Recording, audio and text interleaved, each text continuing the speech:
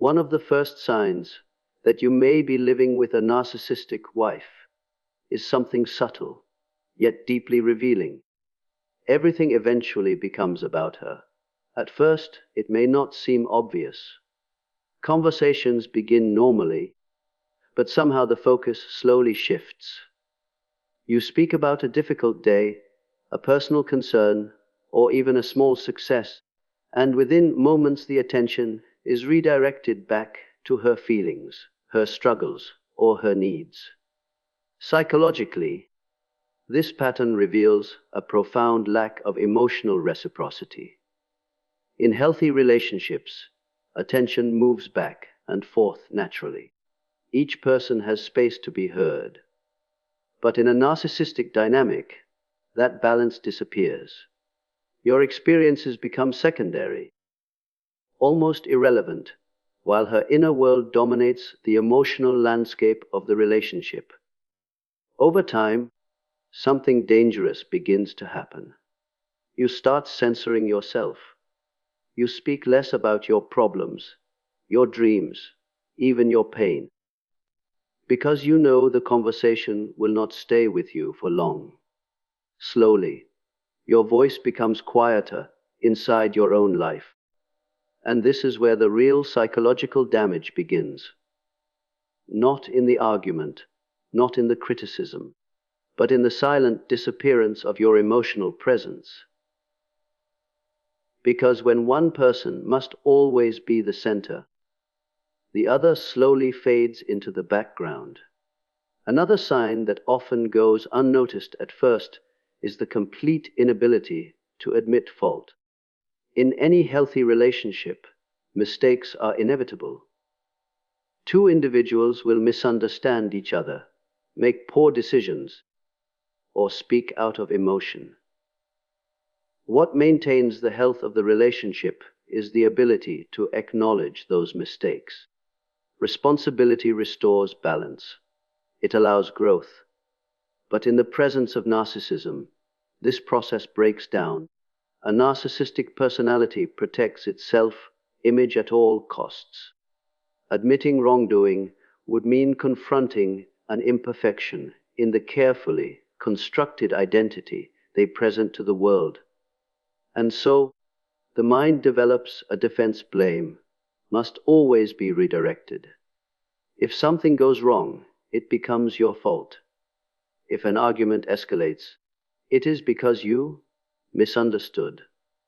If you are hurt, you are told that you are exaggerating or imagining the problem. Over time, this creates a deeply confusing psychological environment. You begin to question your own perception.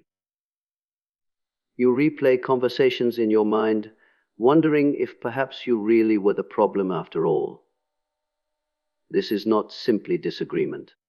It is a subtle distortion of reality that protects one ego while slowly eroding another. And the moment you begin doubting your own clear experiences, you must pause and ask a difficult question. Whose reality are you truly living in? Another revealing sign appears in the way your emotions are treated. In a balanced relationship, feelings are not always agreed with, but they are acknowledged. A partner may not fully understand your experience, yet there is still an effort to listen, to consider, and to respect the emotional reality you are expressing. But in a narcissistic dynamic, something very different happens. Your feelings are not explored, they are dismissed. When you express hurt, you may be told that you are too sensitive. When you point out something that troubled you, the response may be laughter, sarcasm, or indifference. Instead of curiosity about your inner world, there is impatience or quiet contempt. From a psychological perspective, this dismissal serves an important function for the narcissistic personality. Recognizing your pain would require empathy, and empathy would require acknowledging that their behavior has consequences. For someone deeply invested in protecting their self-image, this becomes uncomfortable territory. So the easier solution is to invalidate the feeling altogether. But when a person's emotions are repeatedly minimized, a subtle transformation occurs. You begin to question whether your feelings are legitimate at all.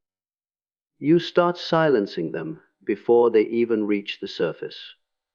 And the danger is simple yet profound. When a person learns to doubt their own feelings, they slowly lose the compass that guides their inner truth. Another pattern that quietly emerges in such relationships is the use of emotional manipulation as a tool of control. At first, it may appear as small things, moments of sudden silence, subtle guilt, or emotional withdrawal when you disagree. But gradually, you begin to notice that your behavior starts changing, not because you freely chose to change, but because you are trying to avoid conflict or punishment. A narcissistic partner often learns that direct control rarely works in close relationships. So instead, control is exercised psychologically. Guilt becomes a powerful instrument. If you express a need, you may be told that you are selfish. If you pursue something important to you, you might be made to feel that you are neglecting her. Even simple independence can be framed as betrayal. Then there is the silent treatment, an absence of communication that creates emotional tension in the room. Humans are naturally wired to restore connection. So you may find yourself apologizing, even when you did nothing wrong, simply to restore peace. Over time, this conditioning reshapes your behavior. You begin anticipating reactions, adjusting your choices, and walking carefully around emotional landmines. And this is the deeper question worth reflecting on. When your decisions are guided more by fear of reaction than by your own judgment, are you still truly choosing your life? Another consequence that often unfolds slowly, almost invisibly, is the gradual erosion of your confidence. It rarely happens through one dramatic event. Instead, it develops through a pattern of subtle criticism, dismissive remarks, or constant comparisons. A comment here, a sarcastic remark there, a quiet suggestion that you are not capable enough, not thoughtful enough, not successful enough. At first, you may brush it off. Everyone says careless things in relationships from time to time. But when these messages appear again and again, the mind begins to absorb them. The human psyche is deeply influenced by the environment it lives in. When a person repeatedly hears that they are inadequate, a quiet doubt begins to take root. This doubt changes how you move through the world. You hesitate before speaking. You second guess your decisions. Even things you once felt confident about begin to feel uncertain. From a psychological perspective, this is one of the most damaging aspects of narcissistic relationships. The partner's sense of superiority is often maintained by slowly diminishing the other person's sense of worth. And when someone's confidence begins to disappear, they become easier to control, easier to silence, and easier to keep in place. So ask yourself honestly, are these criticisms helping you grow, or slowly convincing you that you are less than you truly are? Perhaps the most telling sign appears not in what is said, but in what you feel after the interaction. Pay attention to your inner state. Do you feel calm, understood, and supported? Or do you often feel mentally exhausted, tense, and emotionally drained? Human relationships naturally carry challenges. Disagreements happen, and difficult conversations are part of any honest connection.